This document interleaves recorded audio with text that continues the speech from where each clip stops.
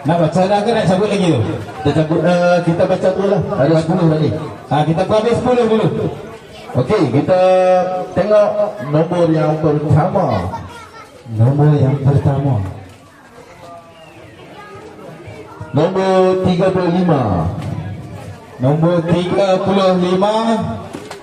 Ada depan. Okey. Berlekat dengan dia. Belakang ni tak ada lah.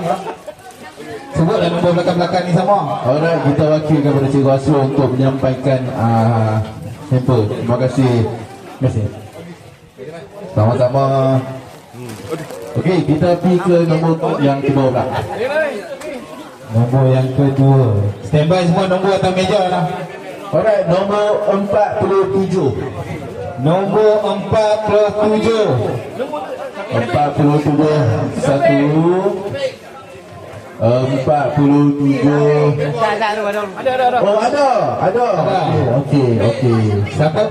Tak nampak dah, mana ada lah. Lelaki ke perempuan pemegang tu? Yang mana tu? Tak nampak. Mana?